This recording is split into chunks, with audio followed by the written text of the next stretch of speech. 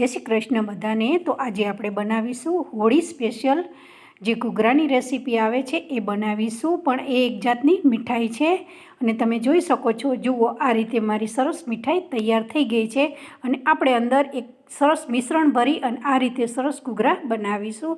તો એમાં શું રેસીપીમાં શું વસ્તુ પડે છે એ જોઈ લઈએ। તો સૌથી પહેલાં 2 હેપી બિસ્કિટ લીધા છે પેકેટ, ત્યાર પછી 1 વાટકી દૂધ છે, 1 વાટકી નાળિયેરનું છીણ છે, કાજુ, દ્રાક્ષ ને બદામ, બસ આટલી વસ્તુ જ જોઈએ છે।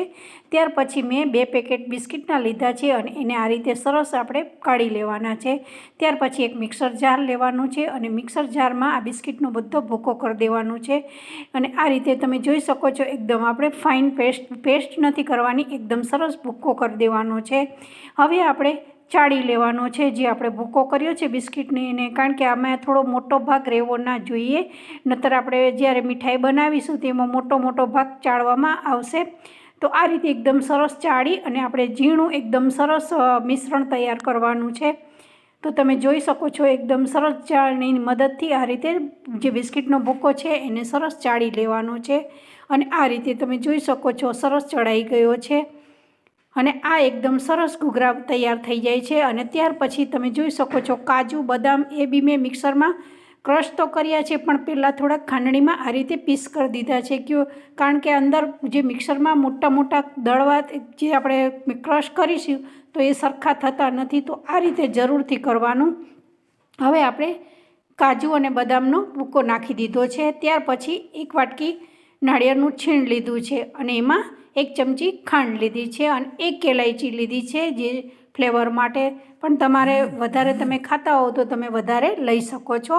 હવે આપણે આને બી સરસ એકદમ ક્રશ કરી દેવાનું છે, આનો ફાઇન પાવડર બનાવી દેવાનો છે। તમે જોઈ શકો છો, જુઓ આ રીતનું આપણું સરસ થઈ જવો જોઈએ, પાવડર જેવું થઈ જવું જોઈએ। તો અંદર આપણે મિશ્રણને ભરવાનું છે જે આપણે કરવાનું છે એમાં, ઘૂઘરા બનાવવાના છે એમાં। ત્યાર પછી પેનમાં મેં 1 વાટકી દૂધ નાખી દીધું છે, આ ફૂલ ફેટવાળું દૂધ લીધું છે, કોઈ પણ નોર્મલ દૂધ તમારા ઘરમાં આવતું હોય એ તમે લઈ શકો છો અને લગભગ આપણે આને 5 મિનિટ આપણે સતત હલાવતું રહેવાનું છે। થોડુંક દૂધને આપણે જાડું કરી દેવાનું છે, એકદમ ગાળું કરી દેવાનું છે, તો એનાથી એકદમ સરસ જે આપણે કોઈ મિલ્ક પાવડર એ નાખવાનો નથી, માવા નાખવું, પનીર નાખવું, કંઈ નહીં, આપણે 2-3 વસ્તુથી જ એકદમ સરસ મિશ્રણ તૈયાર કરવાનું છે જે અંદર આપણે ભરવાનું છે ઘૂઘરામાં, એની આ પ્રોસેસ થાય છે।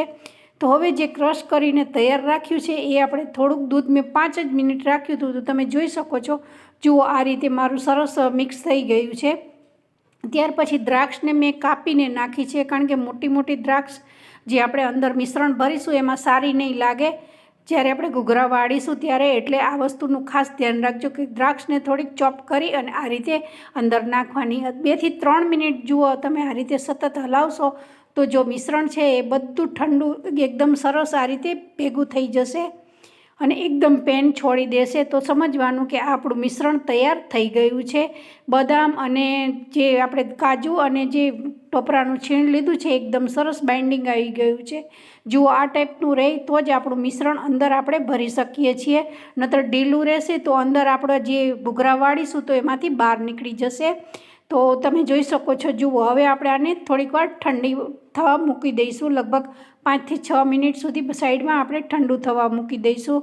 ત્યાર પછી આપણે બીજી પ્રોસેસ કરીશું। હવે અમે ફરી અત્યારે અડધી વાટકી દૂધ લીધું છે, હવે આપણે હજુ બી દૂધની થોડી જરૂર પડશે। ત્યાર પછી મેં કેસરના તાંતણા લીધા છે, 4-5 કેસરના તાંતણા લેવાના છે અને આ રીતે 1 ચમચી એમાં દૂધ નાખી દેવાનું છે।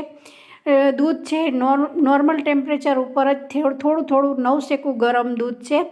હવે આપણે આને બી સાઈડમાં મૂકી દઈશું અને જે આપણે મિક્સરમાં ક્રશ કરી અને બિસ્કિટનો ભૂકો તૈયાર કર્યો છે એને આ રીતે ચમચીથી દૂધ નાખી અને આ રીતે આપણે જેવી રીતે લોટ બાંધતા હોય એવી રીતે કરવાનું છે। તો ટોટલ મારી 4 ચમચી આમાં દૂધ ગયું છે, કારણ કે આપણે આ ડો બનાવીશું, લોટ બાંધીશું એને બહુ ઢીલો નથી કરી દેવાનો, નહીતર જે આપણે ઘૂઘરા વાળીશું મોલ્ડમાં તો એ બધા ફાટી જશે અને આમાં બહુ જ પેલું બિસ્કિટમાં બેકિંગ સોડા નાખેલો હોય છે એટલે ફાટી જ જાય છે, પણ આપણે સાચવીને જો લોટ તૈયાર કરીને તો કશું થતું નથી। ત્યાર પછી હવે તમે જોઈ શકો છો, જુઓ આ 2 મેં ઘૂઘરાના મોલ્ડ લઈ લીધા છે અને જુઓ આ ટાઈપનું આપણું ડો છે, લોટ છે, તૈયાર થવો જોઈએ. મેં કશું એમાં તેલ નાખ્યું નથી, તોય તમે જોઈ શકો છો કેટલું એમાંથી બટર, જે એમાં બિસ્કિટમાં બહુ બટર નાખેલું હોય છે, તો એ બધું બહુ બહાર જ્યારે આપણે આ પ્રોસેસ કરી ત્યારે બહુ બહાર આવે છે. હવે તમે જોઈ શકો છો એક પોલિથીનની થેલી લીધી છે, એમાં આ રીતે સરસ આપણે વચ્ચે રોટલીનો આકાર કરી અને આ રીતે ગોળ કરી દેવાનું છે હાથથી. એકદમ સરસ, જુઓ તમે ખાલી પ્રેસ કરશો ને તો બી સરસ એકદમ આપણો રોટલી જેવો નાની આપણે એક રોટલી બનાવવાની છે. એકદમ પતલી નહીં, બહુ જાડી નહીં, બહુ પતલી નહીં, એ ટાઈપની આપણે આતા રાખવાની છે રોટલીને.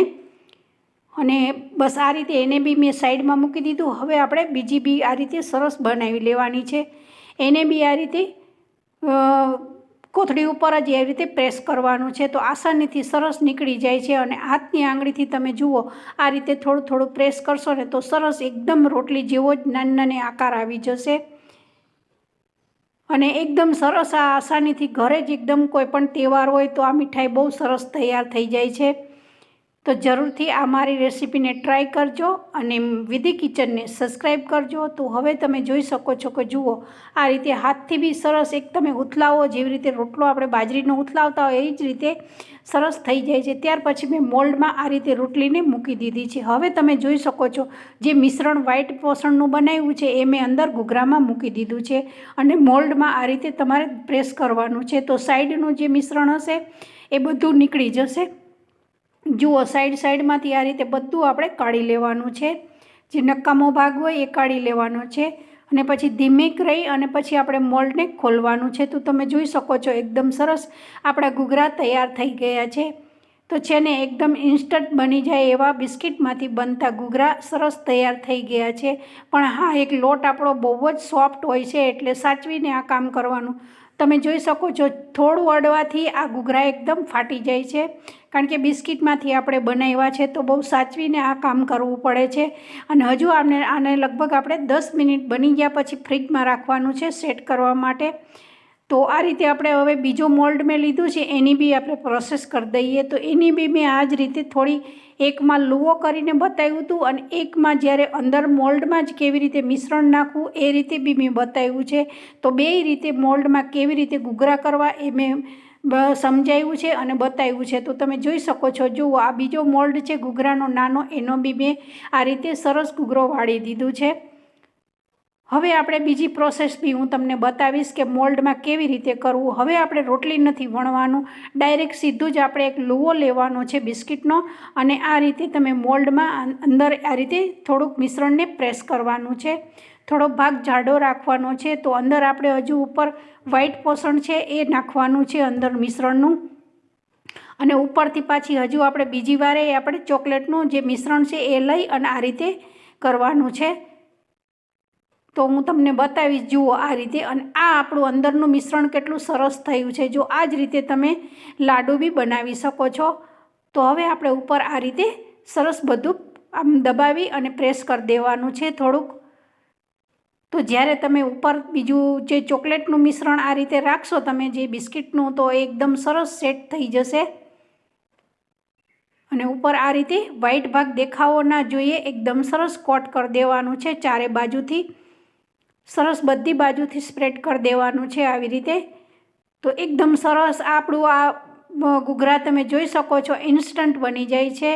કારણ કે આપણે તહેવારમાં તો આપણે સોજીના બનાવતા હોઈએ છીએ, પણ મેં થોડુંક અલગ ઇન્સ્ટન્ટ બનાવ્યા છે. જે આપણે જે બિસ્કિટ આવે છે 10 રૂપિયા, એટલે મારે 20 રૂપિયાના બિસ્કિટમાંથી જ લગભગ 2 થી 3 ઘૂઘરા, આ રીતે 4 થી 5 ઘૂઘરા મારા તૈયાર થઈ ગયા છે.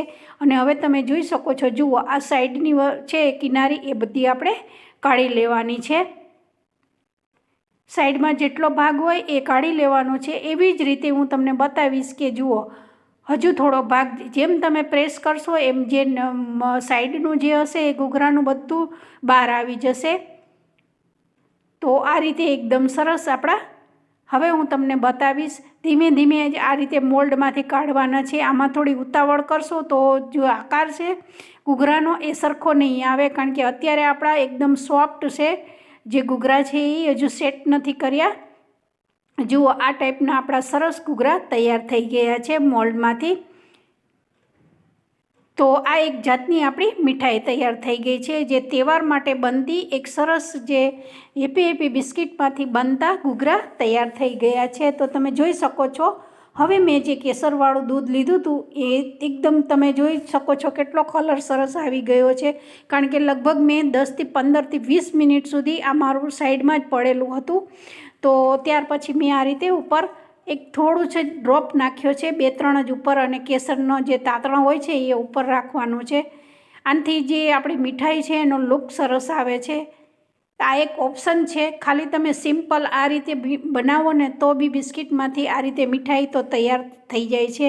અને હોળીમાં જ્યારે ધૂળેટીમાં જુઓ આ ટાઈપનું આપણે ભગવાનને મિશ્રણ આ જે આપણે ઘૂઘરા છે એ ધરાવીએ ને તો બી પૂનમના દિવસે ભગવાનને આપણે બીજી કોઈ મીઠાઈ બનાવવાની જરૂર નથી, પણ ફક્ત ખાલી જુઓ આ એક બિસ્કિટમાંથી જ બનતા ઇન્સ્ટન્ટ જુઓ આ રીતે પછી મેં પિસ્તાથી ગાર્નિશ કર્યા છે.